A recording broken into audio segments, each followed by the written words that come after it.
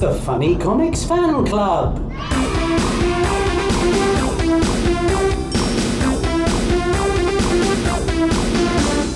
Hello. Hey. Hey. Welcome. No misses. Yes, Mrs. Oh, Yes, right Mrs. then. Yeah, be more positive. positive. Exactly. This is it, I guess. This is it, my friend. Yes. The final. It was the show you thought would never end. It felt like it at times. Yes. But what we should say at the start is this should start with great news for all listeners inside, shouldn't it?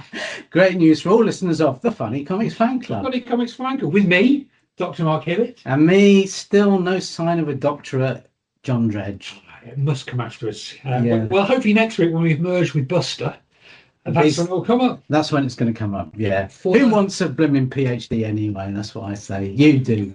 I don't. I've got one, thank you. I'm fine. I'll have another one. Thank you very much. Then it will be Doctor, and I'll be able to tell if people were burning. You can tell a few jokes as well. Well, let's not go crazy. Let's not go crazy. Talking of which, it's what is it today, Mark? Today's the You know, you're the PhD I do. holder. It's the final episode of the Funny Comics Fan Club. Final episode ever of all time ever. Ever. How are we going to round things off with this special plane I brought with me? We could use your special plane, and That's a carpentry joke. for the purpose of the same job was miming a plane. I was miming because I Always doing it realised again. that the joke wouldn't land unless I did that. But as this is audio only, there's no real point That plane to is that not going to joke. land, is it? No.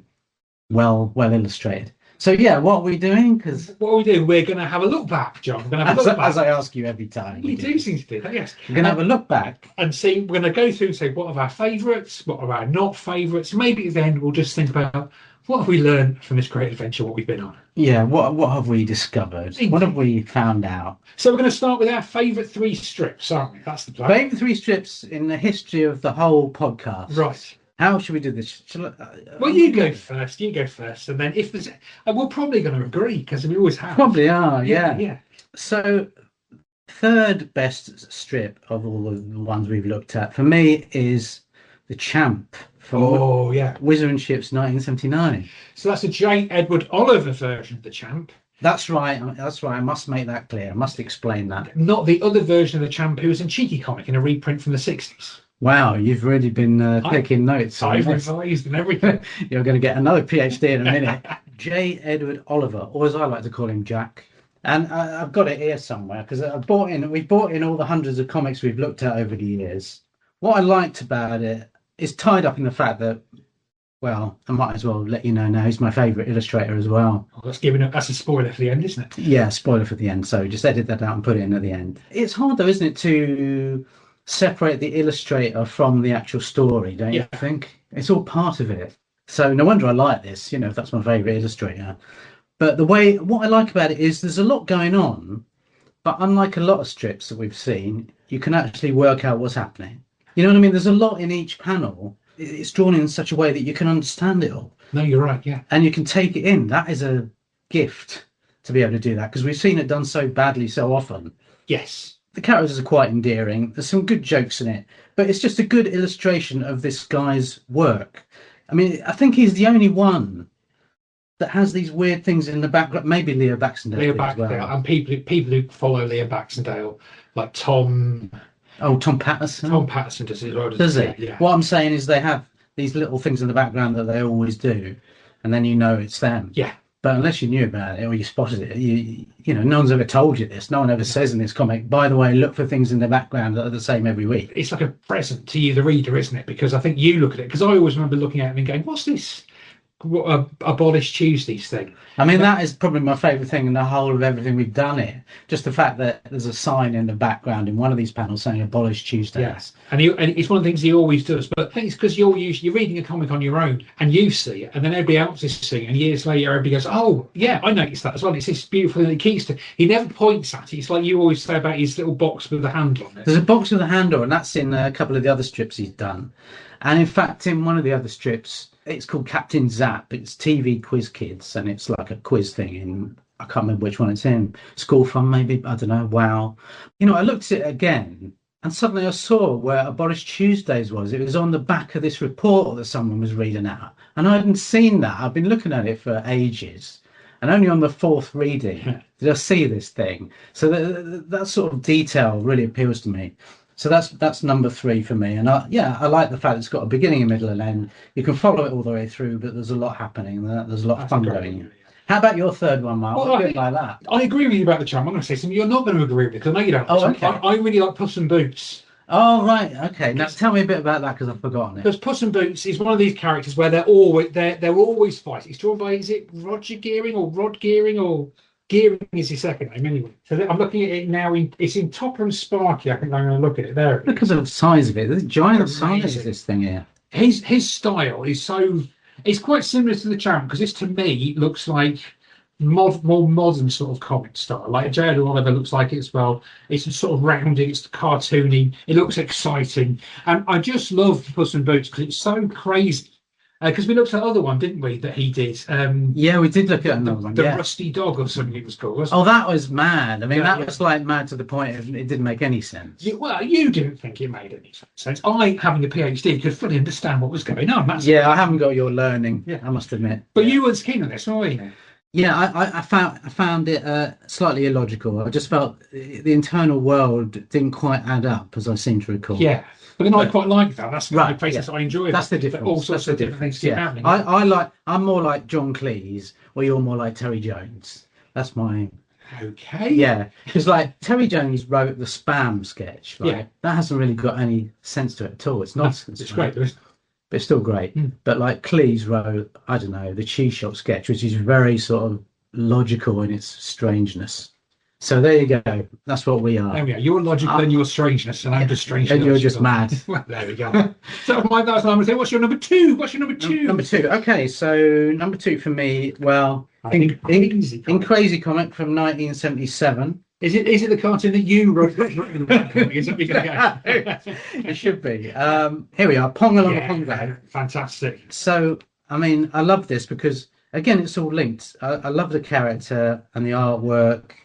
The fact that it's like red and black and white makes it stand out. Yeah. It's a double page spread. And the idea of it is so sort of modern as well, as you said. Because Pongo Snodgrass, just to remind viewers, is a sort of stinky, ghastly, awful kid who's constantly playing pranks on people and being unpleasant. But Pong Along a Pongo, this whole thing is just like it presumes that he's got a fan club that want to read all this stuff and they're all interested in bad smells. Yes. I mean, what a brilliant idea. Absolutely great idea. The Niff of the Week is over here, so you can see what sort of things are smelling particularly badly this week. I just thought it was like a really great idea. It's really good material and a brilliant character, so that's number 2. Oh, he's a fantastic character. I mean, it's Ian Knox who draws this one, isn't it? And Ian again, Knox, you see his name there in big red letters. and Pongo Snodgrass is another one of these characters who pops up in more than one comic because they're such strong. These characters are so strong, they just keep popping up all the time. They're great. I mean, he was originally in the Crazy Gang, wasn't he, as their sort of nemesis? He was the nemesis. He was the Walter the Softy, the Crazy Gang, wasn't he? Yeah. And he also appears in his own strip in another comic as well. Yeah. Which is equally weird, but also very engaging. It's just this madcap style that I've always loved. Oh, it's wonderful, yeah. Well done, Pongo. And I think also, I always feel for Pongo because he's not mean, is he? No, not mean as such, but he's just incredibly unpopular. Yeah, he is. But yeah. oddly, that makes him a popular character. Yeah. You're number 2 Number in 2 the charts. is not a popular character, people, but I had to go for Captain Cutler and his butler in Sparky Comic. I hate you, Butler. Because we love this one, didn't we? This is Yeah. so cool. So cool. And it's Roger Nixon, I think, drew this one. It looks like one of those comics that really old, even older than us comics people say, oh, this was printed in colour lithograph in the 1920s in a Sunday newspaper, whatever. It just looks so gorgeous. It's 2 pages, but the second page is a half panel of a landscape full of animals, full of colour. And it's like a lot of these times when there is colour in these, nobody's really made much effort with it. You know, we've got an issue of the Beano where Dennis on the front, the colour is always going out of sync with it and all this. But this just looks like so much care and effort has been put into it. It is beautiful. I thought this is one of those things where you think you go digging around in these comics and we all remember certain characters, but sometimes something like this pops up, which is so gorgeous. It just needs collecting somehow. Yeah, I mean, I think we said at the time when we looked at it, the artwork is really incredible. Okay, it's in Sparky comic, so I remember that being the standout of that issue by a long way. Yeah, by a long chalk, and I'm standing by a long chalk. No, it is. I brought the blackboard in. Yeah, I totally agree with you. You know, it's a great strip, really good, a great example of silly artwork at its best. It is. It's gorgeous. Absolutely splendid. So that brings us to your number one. Oh, my number Your one. favourite strip. So I don't know what you're going to think of this, but anyway. So my favourite strip of everything we've looked at is in the Beano Summer Special from 19 Splonge. Oh yes, a good year. Better not be Biffo the Bear. Well, this podcast is coming to an even sooner end. Look at that. I just noticed that the year is not on it. I'm not on the front of it. It's No. Beano Summer Special. It's the Beano Summer Special. Someone's nicked it. You know who's nicked it? Who's nicked it? Minnie the Mink. Oh, brilliant! Yes. So my number one strip out of everything that we've looked at is this Minnie the Mink's double spread thing. It's just, I mean, the character is immortal for a start. Yeah. The story, again, you know, beginning, middle, end. And what it is, it's about when you start your school holiday, but then you can't remember what you wanted to do. And you're sort of stuck for things to do. And you think, what am I going to do now? I've got all these holidays here. I've been looking forward to it. So then she goes through she does all these different things. But every time what she wants to do is scuppered by either her mum or her dad. In the end, it's a brilliant ending. She just ends up pleading with the janitor to let her back into the school where she can read all the confiscated comics, watch the TV, and eat all the confiscated sweets in peace. And at the end, she just says, school's not a bad place, readers, during the holidays. Brilliant. So, yeah, I loved it. And it just looks so great, doesn't it? I mean, Minnie does not look cute in any way, shape, or form in this, does he? Minnie, No. This is furious ball of anger and frustration and not knowing what's going. It just looks amazing. I completely get it. It's a fantastic strip. Yeah, so that's my number one, readers. And Mark, qu'est-ce que c'est que ça? Cascasecasa. Well, my number one, I'm going to go in a very different direction. I'm going to go, my number one is in the Beano Annual of 2025. Look at that, we looked coming bang up to date. Because we looked, there's a strip in there called Beano Town Rocks. It's the Beano All Stars story. So it's like a multi-page story in the Beano Annual when all the different Beano characters come together in one long story. And it's really silly. It's got loads of jokes. And I think it's got one of my favourite jokes of all time in these comics when there's this one here where Jonathan Ross is interviewing some celebrities and he says to one, so Fred, you've written a children's book. And the famous person says, yes, like every famous person. And the famous person next to him said, I've written two. And I just think it's such a good joke. And then Dennis is trying to put a gig together. And I mean, that felt, I thought I felt seen because I've been here. And there's a bit where Dennis is going, all the money's gone to the builders. I've got -£1. And he's just on the floor.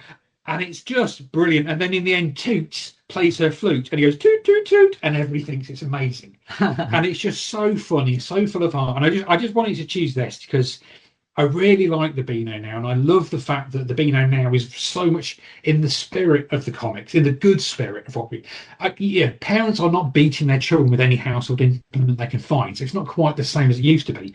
It's in favour of kids. It's still anarchic. It's still crazy. But it seems to have caught up with now, so it feels like something happening now, and I just loved it. Yeah, I can see why you like that. We looked at the Beano Annual and we were highly in favour of the whole thing. We were highly in favour. And you know, we've looked at all these sort of strange comics over the weeks and months, and this definitely was one of the best. So well done to the Beano. Well done to the Beano of now, or Beano as it's now called. The has been taken out. It's gone with a number from your summer special, hasn't it? Yeah, exactly. Yeah, someone's nicked it. So those are the best three strips. Okay. Now, best character. So yeah. I've got three best characters. You've got three nominees. But yes, you can have three. Yeah. So my third favourite character is Cheeky. Fair from Cheeky Weekly. Yes, great character. Because he's the lead character, obviously, in Cheeky Weekly. The whole comic's based around him. He came from Crazy. He was such a strong character. He was also in the Crazy Gang. So even within the confines of that early comic, he was in two strips. He was such a strong character. But you know, some main characters, if they're the main one, they can be a bit dull. Yes, sometimes. Do you know what I mean? As we've seen, all those characters on the front covers, for instance, are always really dull, aren't they? Yeah, just have a look at all the front covers if you don't know what we're talking about. But this character, he's full of character. He jokes around with everybody, with all these hundreds of people he meets every week. What a life he has. And so I loved him. Number 2 was Pongo Snodgrass. Yeah. the great anti-hero of Crazy Comic, foul of smell and personality, as we know, plays loads of silly tricks on people. He's just such a strong character. Yeah. I'm surprised he's not around anymore. I can imagine him being, as you say, in the Beano, for example. Well, I suppose the problem is he's an IPC character, isn't he? So IPC don't currently publish any kids' comics. That's why then. That must be why. Or I mean, obviously IPC don't, because IPC doesn't exist anymore. Rebellion were printing. Rebellion have got it. They were publishing Monster Fun, weren't they? Which I never got a chance. Because then it finished, but we got a chance to read it.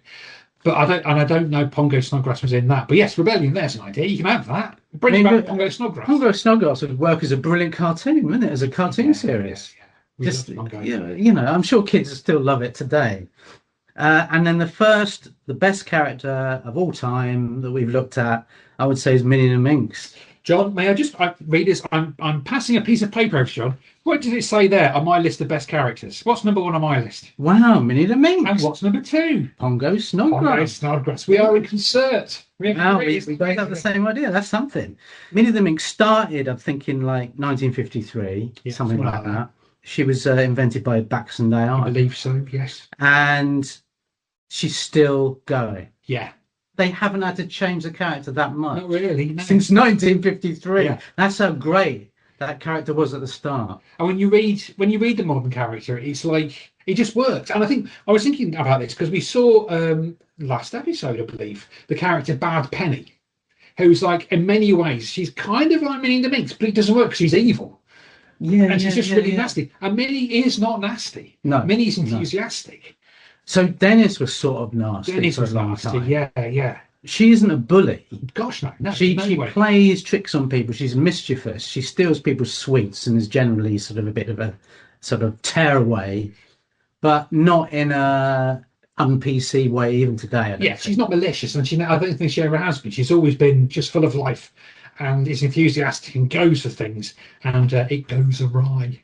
I mean, she's sort of almost like the star of that Beano annual from 2025.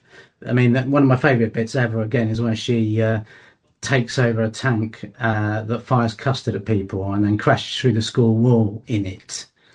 What a fantasy fulfilment for a lot of kids that is. And the nice thing is now, because like the Jim Peachy Mini that we're familiar with, that we've seen throughout most of this, is incredible. But then now it's like it's drawn by different people, and she still works, even though she looks really Minnie the Minx. Yeah, number one. Number one. Well, have you got any other characters you wanted to mention? No. The only other character I wanted to mention was my least favourite character, which was Sammy in Cracker. He was terrible. That horrible sort of vague skinhead sneering kid who kept turning up in other people's strips to slag them off. And he looked like a sort of American annoying brat. Yeah, he had a buzz cut, didn't he? Yeah, a buzz cut. I'm sure no kid in the UK ever had that. No.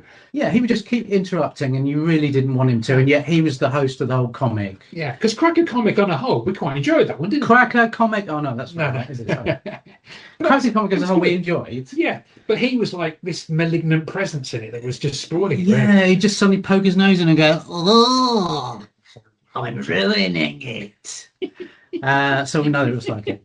Anyway, weirdest 3 strips, Mark. Yeah. So, in no particular order. Well, maybe in a particular order. I bet I agree with you on some of these. So the third, let's do that. I do in order. The third weirdest strip, I think, was Rat Trap. Oh, do you? That we looked See, at I put that as best interaction with readers. Best interaction with readers. So you tell me why you thought it was particularly weird. I thought it was weird. I loved it. I thought it was great. But Rat Trap, for those who've missed that episode, which is still very much available online, he's a master criminal, and the police are trying to catch him. He's a rat. He is a rat. Yeah. But he's a rat. A rat-like human.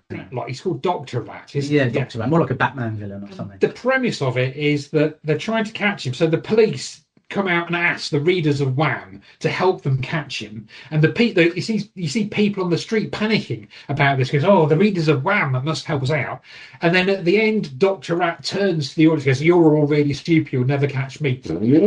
Yeah, but it's an adventure strip.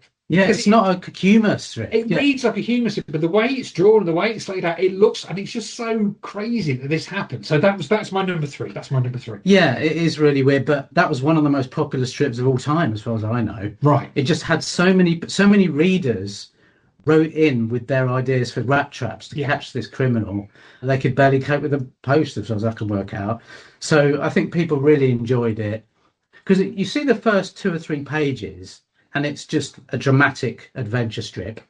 It's pretty weird, but it's drawn in a dramatic way. And you turn over the page, and then they suddenly involve the readers in it. They suddenly involve the audience in it. They break the fourth wall, and they're going, "We need your help." And I'd never seen. I didn't remember. I don't remember ever seeing that before. Just that breaking of the wall in order to interact with the readers and ask them for competition entries. I know it has been done in other instances. Well, we've seen it a lot. It happens a lot in comics. In these comics, like Spoof McGraw is one that's based on reader reactions. I really have no memory of that. No, that's Spoof McGraw. Spoof McGraw's not a good one. But it's like, it happens in the comedy strips, it happens loads. And you always get a reader's voice, don't you, and all this sort of thing. And especially in the Beano in the 70s, they were always saying, "Hello, readers, I'm off to do this today." But yet in an adventure strip, it's like, yeah, we don't do that in an adventure strip normally. So I can see why that's a weird one. I'll do my third weirdest strip then. So this was more of a feature, as a weird feature. Oh, yeah. The Whoopi Spotter Book of TV. Hooray! I'm Did you get so happy we got the... No, it wasn't. I'm happy. I was just happy we've got the Whoopi Spotter Book of TV in there. Well, just to remind people what it is, it's like a special pull-out feature in Whoopi, and you have to spot things on television. You have to look for like the BBC Two logo and things like that. Yeah, and the Granada sign and Yorkshire television sign. So it's just encouraging kids to watch more TV, which probably isn't that healthy. And then the second part of it is you men wander around looking for different TV aerials. TV, yeah. It was a different time, John. We didn't have apps. We had to entertain ourselves by looking for aerials. Yeah. I mean, I'm tempted to do this even now. But so that was... and then the third thing is you have to go out looking for a television rental shop. Yeah, or a detective van. Or a detective van, yeah. So, I mean, you may need a detective van to find one. But it's like a really poor version of the old I Spy books. Yeah. That's what it is. And I found it really weird, Mark. And the thing is, though, it's like you say, there's these three things. This is only part one. You could have parts. There's going to be 4 parts. Four parts. Not a spotted book. So it's spotted book of something else, isn't it? It's spotted. So this is pages 1, 2, 15, and 16. To keep them safe and collect parts 2, 3, and 4 as they appear. Lots of things to keep an eye out for. See how quickly you can spot them. Quick! Where's a detective van? They're amazing. So anyway, we may be doing that later on. That was a joy. Number two of your weirdest things. It's a bit of a tricky one to work out, but I think the second weirdest one, only because the other one is so weird, is Mr. Bubbles. Well, that was my number 2 as well, actually. Mr. Bubbles. Mr. Bubbles. We better explain what that was. It concerns a bubble imp who lives in a bottle of washing up liquid, and every time someone squeezes the bottle, he comes out and grants them 3 wishes. And then in the one we looked at, he gave 3 wishes to some foxes, didn't he? Who were being hunted down by heavily armed huntsmen. Because again, another thing we found a lot in these, there seems to be a lot of fox hunts going on. Loads of fox hunts. Which is weird. Yeah. And quite all over the place. Was there a lot of fox hunts in the 70s? There probably were. We just didn't know about it. I didn't know. Not in our school, but... No. But yeah, Mr. Bubbles was a really peculiar character that was, he came out of a washing up liquid bottle and grants 3 wishes. And... maybe if that was meant to be funny, you could sort of understand it, but this wasn't. It wasn't funny at all, was it? No, not at all. It felt like it was trying to be, but then, especially in that one where these foxes are about to be killed. Yeah, that took the fun out of it. It did rather. Yeah, get back in that bottle. Quite odd. I suppose the genie comes out of a lamp, so why shouldn't an imp come out of a... washing up bottle? Oh, well, yeah. I think we can think, why not? I'm now going to be astonished if we do not have the same number 1. We've had the same number 2. So what's your number 1 weirdest comic strip? I wonder if it's going to be the same one, because we've looked at about 40,000 of these things. Well, my number 1 weirdest comic strip is Luncheon Voucher. Oh, yeah. From Plug, 1978. Fair enough. So Luncheon Voucher, right, takes place in a cookery college, which is partly run by animals. Mm-hmm. Okay, this is not explained. It starts with a large fish character called Fanny Haddock, who is on stage addressing the college, and then she introduces 70s newsreader Richard Baker, or as he is called here, Pilchard Baker. Pilchard Baker, yes. Why they've chosen him is not clear. No, it's really not. He then demonstrates how to make a sponge cake. He does. And then Luncheon Vulture steals it. And then Richard or Pilchard Baker catches him by casting a fishing rod in his general direction and hooking him on it and reeling it back in. I mean, that is... Yeah, when you put it like that... I have put it like that. Need I say more? Need I say You more? may say more, but yeah, and I remember reading this one, and it's this weird thing where a giant fish, and they're going to cook other animals in it, and Yeah. animals are in, and like Eric Morecambe's in it as well, isn't he? Eric Morecambe makes a guest appearance, but so does Richard Baker. I mean, what the hell? What that? What was Yeah. he doing there? What would the equivalent of that be now? I mean, I don't know. No newsreaders are famous anymore, are Well, they? it's Sir Clive Myrie. I Okay, remember. get him in, yeah. Yeah. But Richard Baker doing a cookery lesson has no logic to it in any way, shape, or No, form. it So, makes no. Yes. number one Number one. in my Well, chart. What's your weirdest one? Well, in that case, my weirdest one. Let me see if I can find it. We've got a very, very different number one by the look of it. We have got a very different one, but I They're think you're. completely non-identical in every way. I think I predict that when we get to it, you go, "Oh yeah, fair enough." Are you ready? I'm ready. It's the Jelly Men Ah. from the Beezer, All right. I remember this one being a bit weird.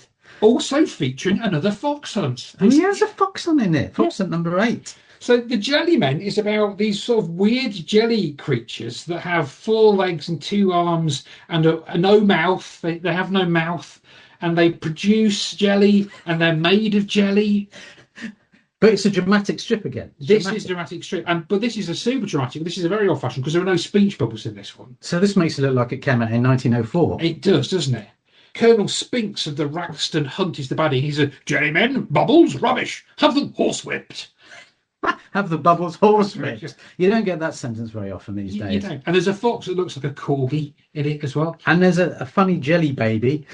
Yes, so the baby jelly man is called a jelly baby. You're correct. And there's like this big long story so far thing at the beginning, and it's introducing all these characters, none of which are in this bit. None of them are in it, are they? No, you're right, they're not. So it's a bit John Wyndham. It's Yes. a bit A Day of the Triffids, a bit funny alien creatures coming down from the sky that look like jellies.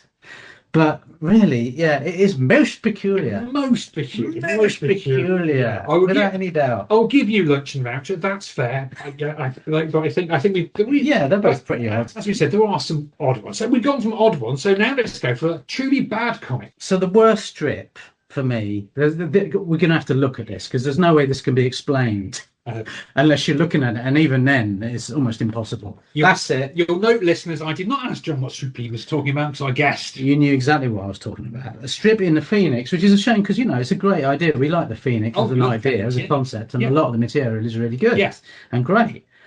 But this, however, is not. It's called Anomaly, and it's, about 8 panels, this thing. All I can say really is, in a word, it's incomprehensible. It concerns a couple with diamonds for heads. Mm-hmm. The husband comes back from work. He's lost something. The wife goes outside to call in their son, who has the head of a mouse. Then she turns into a mouse as well.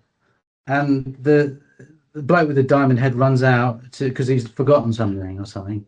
There's no explanation for any of this. No. It's just beyond absurd. It's just beyond inaccessible. I mean, what kid is going to understand? I think we ought to ask the 3 people who came up with this. And the funny What thing are is, getting at? They must have thought about it a lot. well, when we read it, I remember thinking, but this is probably just a long-running strip, and it's like part 3 of 5. So it's gonna conclude at any minute. At any minute, it's winding up. Yeah. Okay, winding up nicely here with all the people for diamonds for their heads and turning into mice for no reason at all. So that is the weirdest one. That is the weirdest one. Anomaly. But apart from that, we like the Phoenix. Okay. That was my worst strip. So in that case, I'm going to get a plug comic. Plug. For my second worst comic is a strip. Plug the gap with Plug Comic. Well, I mean, there is lots of strips we've read where it's been incomprehensible, stupid, and all sorts of craziness, but they've usually almost always looked good, haven't they? Yeah, they always look good. There's this one in Plug called Eddie Daring. Yeah, and it's like, There's always an exception. This was an exception. This was because it's like. Take me through this again. I've sadly forgotten it. It's not sad that you've forgotten it. It's probably for the best. So I think this is about... My brain was trying to tell me something, obviously. It's about a kid who likes rugby, I think. But the way it's drawn, it looks like somebody was finished an exam early and they had 5 minutes to the end and they've just been doodling some terrible, terrible strip. And it looks rotten. And it's got loads of arrows pointing at things to explain what they are. Often we've found strips where it doesn't make sense and it's been clearly been written in a hurry and knocked off, but the artists make it look gorgeous. And this, I mean, it's so terrible that whoever did it the wrong size to fit the page, because they had to put these thick black bars on either side. Oh, it looks to awful, make it that fit. bit. It just looks and the weird thing is, for nearly everything we found, everything we've looked at, we've nearly always been able to find out who drew it. No record of this one. No, It's no. as if they It's just. been expunged from the collective memory. What is this? Is there a story to it? I've no idea, John. I've no Yeah. idea. He goes. There's some brass bands involved. There's some cooking. It's incoherent and just looks. Well, he wins a wrong. cup at the end. He wins a cup at the Well, end. there Don't you go. forget So that's that. not too bad, is it? Yeah. So yeah, Eddie Daring, avoid if you can. And what's your most worst strip then, John? Well, I was going to say probably Anomaly is the worst. My second worst, I would say, is Two Gone Kid from Marvel Madhouse 1981. Right, yeah. So the reason that's my second worst is that it's a parody of something that nobody in this country knew anything about. Yeah, it's a parody of the Two Gun Kid from Marvel Comics. So, I mean, and it even says it. I mean, have they stuck this on here just for Marvel Madhouse, where it says, "Who else but your batty bullpen would dare to lampoon a story that hasn't even appeared yet?" Yeah. So what this had been? So Marvel Madhouse was a reprint of Not Brand X. They should have just called it "Not Funny." They should have called that. And this is what we're reading. Came out in the 1980s. So the Not Brand Eck parody of the Two Gun Kid, which was a fairly well-known character in America. So it had been going in the 50s, at least since the 50s, in Timely Comics, which then became Marvel. Marvel was still printing Two Gun Kid comics during the 60s at least, when all the proper Marvel comics that we know, we think are proper, were coming out. But I think what had happened is they printed the Mickey take of a particular story before it had appeared. So maybe the actual story was coming out the next month. So it would have been coming out in the 1960s or 70s. Marvel Madhouse is coming out in the 80s. So they haven't even bothered to get rid of. They could have got rid of that, and they could have put something that would have made us happy. And so, like, yeah, this doesn't make any sense. It's I mean, would UK readers have known the Two Gun Kid? As far as I'm aware, the Two Gun Kid was not reprinted. It might have been in some of the Aaron Clash comics that came out. It might have been in them. I don't know. And it's not like doing Mickey Mouse or something, is it? It's not like doing a parody of Spider-Man or something that anyone might have heard of. So that is what I mean. They could have put anything at the back of this comic. Yeah, and this is what they chose to put in, something that nobody ever heard of. Well, to be fair, they could have put anything in the whole comic. And the whole comic is pretty rotten, isn't it? The whole comic is pretty The Tim Quinn and Dickie Howlett strip, 33 and a third, that's pretty good. That's okay. But then they're reprinting this, not Brand X. It's like they're trying to do Mad and failing.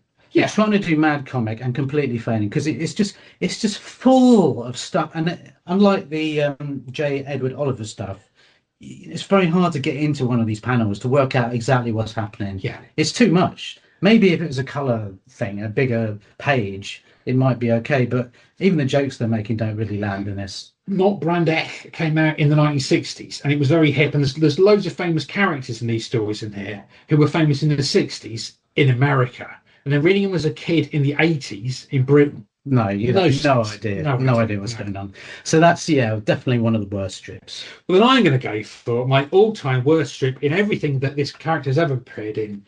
My most loathed character is Biffo the Bear. Oh, I hate Biffo the Bear. How I loathe him.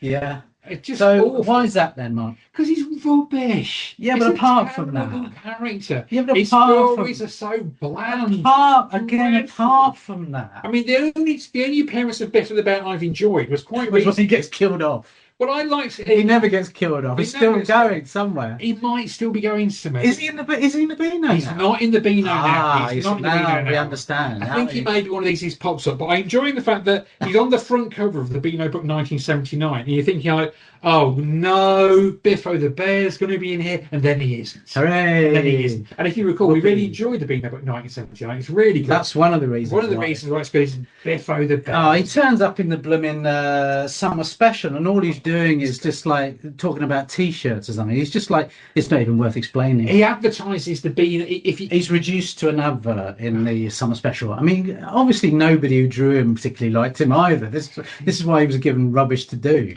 I mean, there's a great thing on Blue Sky, possibly on other social media platforms, they are available, called Out of Context Biffo the Bear. and it's a single panel from Biffo. Yeah, and the thing is, it looks crazy there. It probably makes even less sense in context. So, Right, yeah.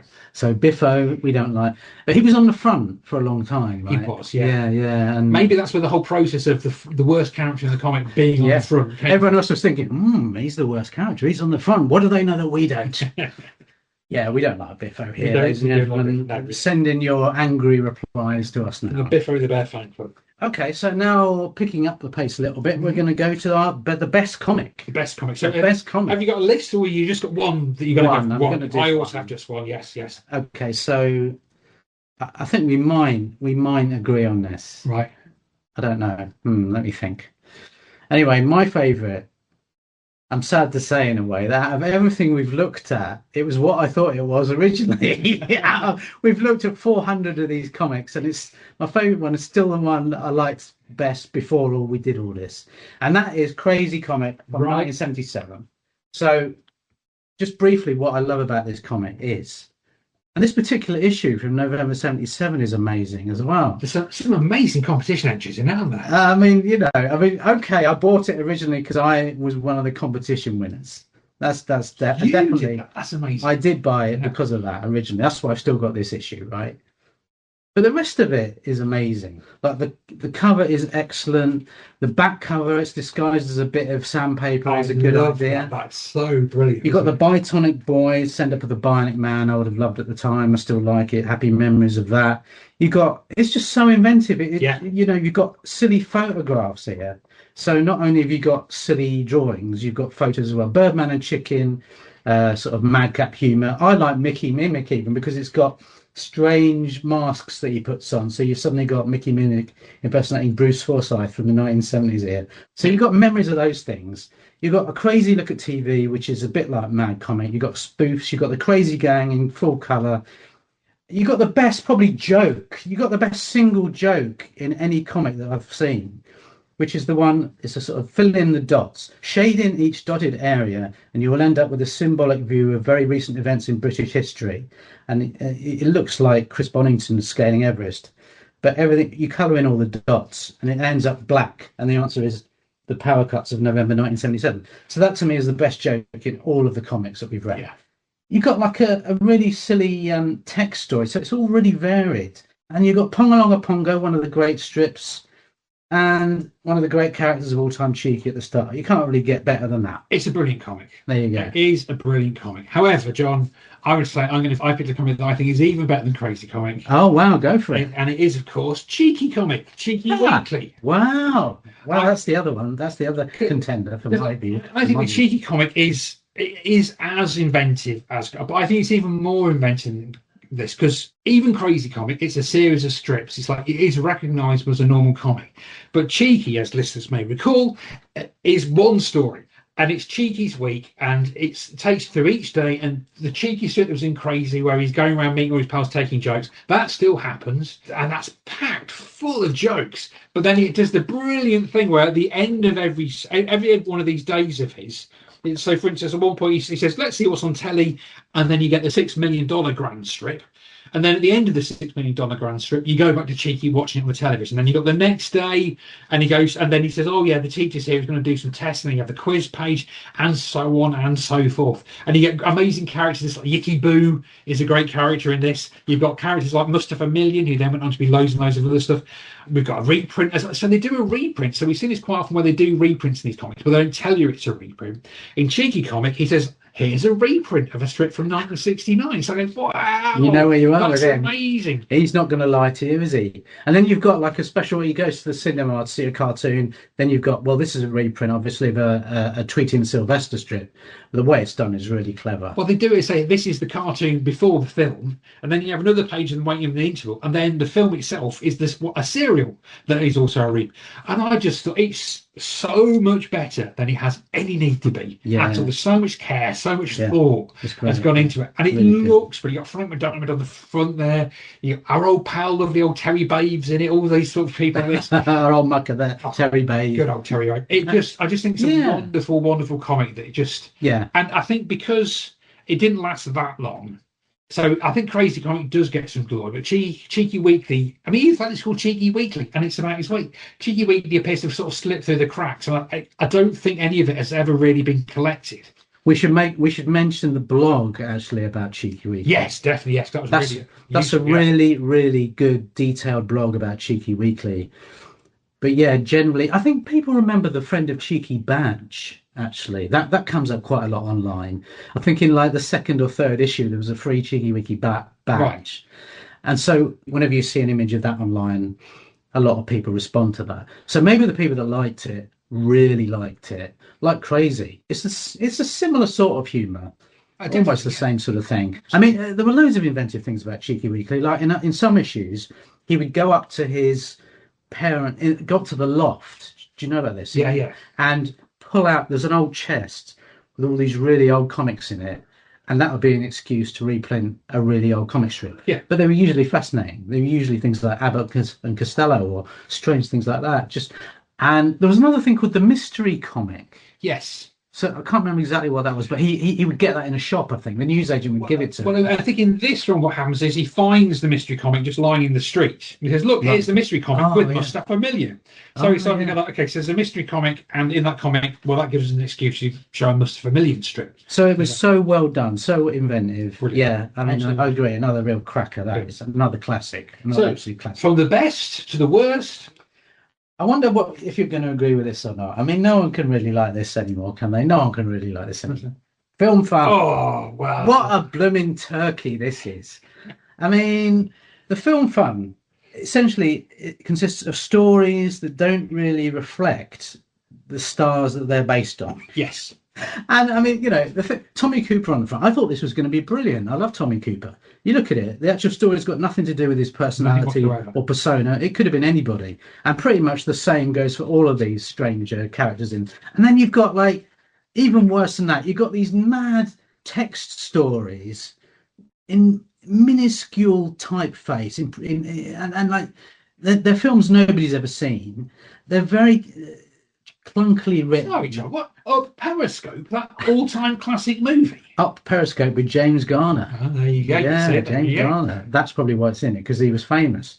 But yeah, no one can understand these stories. I mean, even now you can't. And then you've got all these sort of, I don't know, Jerry Lewis, but it's not really Jerry Lewis. It's Jerry Lewis in England somewhere, isn't it? It's just not very good. A lot of these comics haven't aged well. This one has aged particularly badly. It has. I mean, I would say in defence of Film Fun, yeah. To me, now, this is terrible. And as you say, the fact they're going, oh, we've got the licenses to do all these characters. Well, we're just going to do, like, any character. You could just put Tommy Cooper's fez on Peter Sellers' head, and you wouldn't know the difference between the strips. Exactly, no, exactly. The Tony Hancock one is particularly egregious in that way. But I think, I thought with Film Fun, I thought this is quite interesting looking at this, because this is, I think, the oldest comic we looked at. Yeah, 59. It feels old-fashioned, because I think the main thing is that the characters are all adults.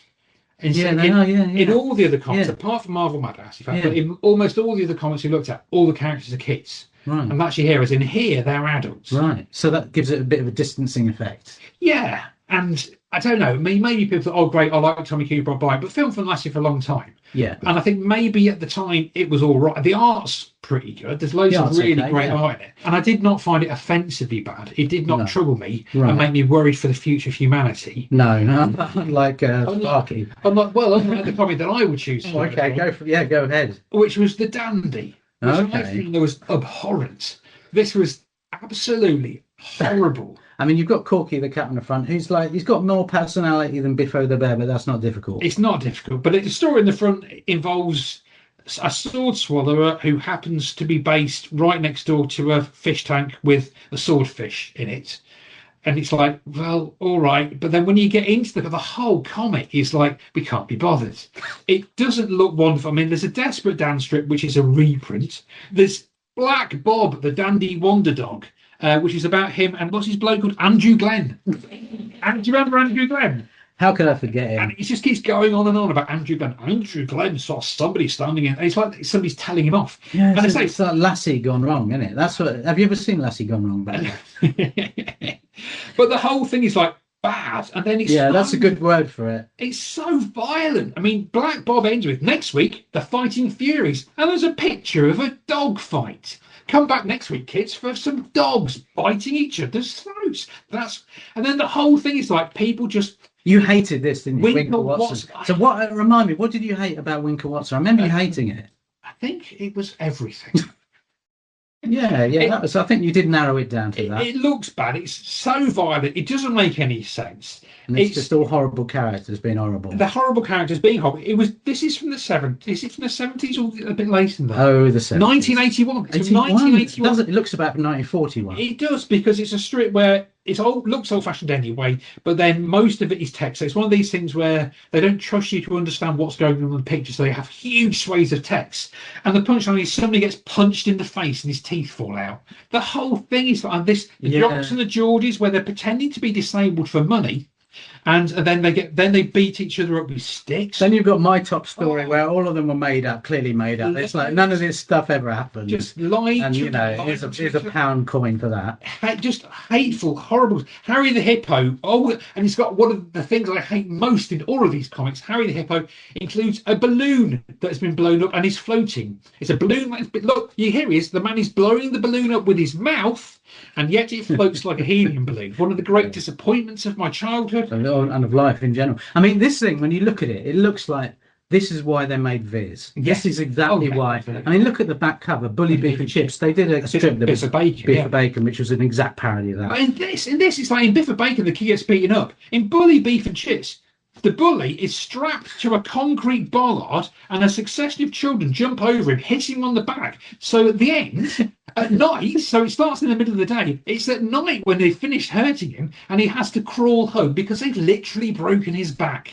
Yeah, that's not nice. It's just a horrible comic. So this is the most horrible comic, I think. The Dandy is the most horrible. Yeah. Film Fun meant well, but was just terrible. Yeah. And I think we got to give a special shout out for Marvel Madhouse. Let's give a special shout out for Marvel Madhouse. Favourite illustrator, I mean, I've told you mine, Jack Edward Oliver, just because of all the weird details in the background that I really love. And his general absurdist nature. And he drags the reader in and makes them do silly things. He does. So we love that. We did like, and my favourite, I think my favourite is obviously Jim Petrie, who drew Minnie the Minx. And one of the lovely things is finding all these other strips, like Softy Sir, for instance, and The Incredible Soul goes, he wasn't just drawing Minnie. There are little bits going on in the background of his comics, but it's just the way that Minnie looks and all the other characters is so exciting and dynamic. But I think the thing is, when we've looked at all of this, I think that's the really big thing that's come out of it. There have been so many brilliant, like Trevor Metcalf and Frank McDiarmid, Leo Baxendale. I think that was interesting for me, that I always thought people, when we were first doing this, I thought people always gone about Leo Baxendale, but there's so many other really great artists. But then when we looked at Wham, especially, and there's Leo Baxendale there, you think, oh yeah, this is somebody just come along like a thunderbolt and changed things and been amazing. Yeah. So and then just other vague things I thought of. Best competitions, I thought they were in Jackpot. Right, because they had things like Win Your Weight in Crisps. And then you actually saw photographs of the winner, hauling 21 boxes of crisps back home. And then the winner was also drawn on the cover the next week. I mean, what a great... I'm sure those winners have still got that comic. They must have. What a great prize that was. So...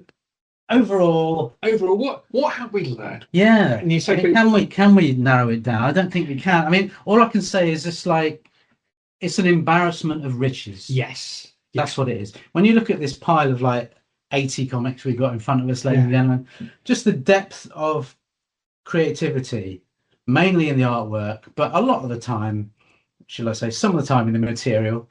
But it all, it takes me back.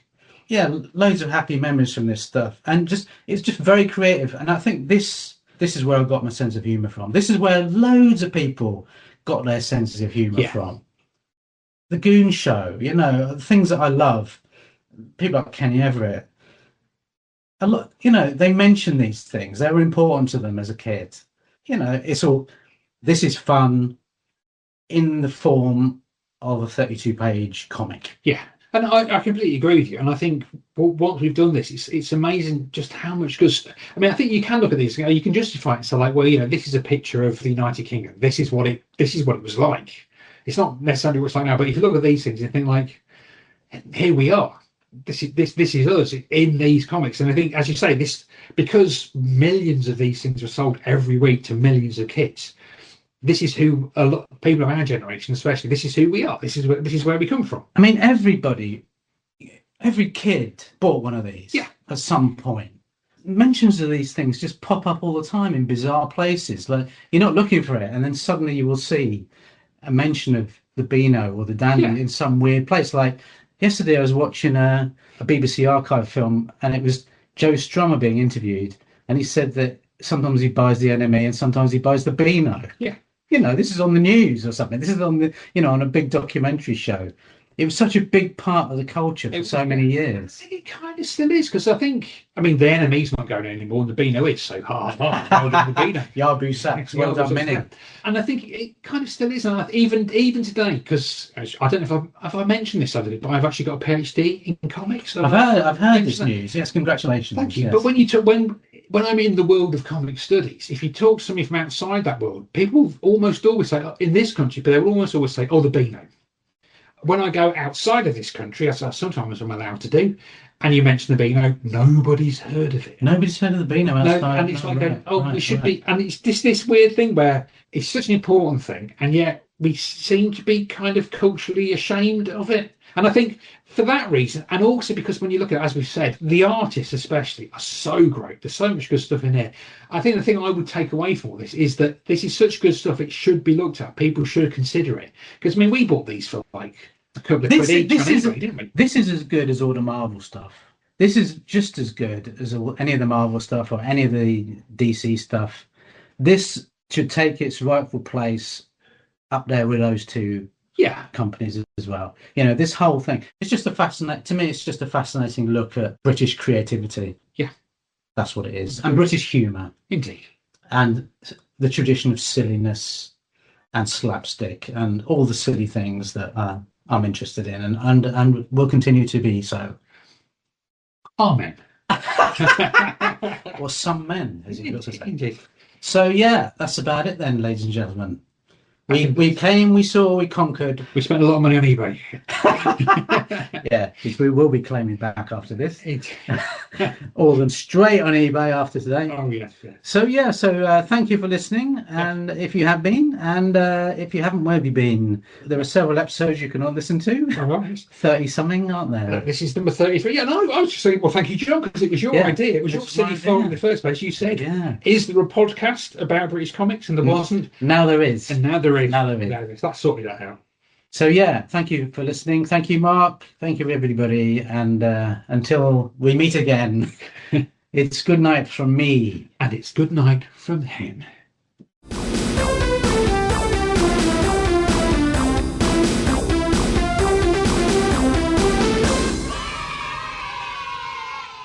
There you go. That's it.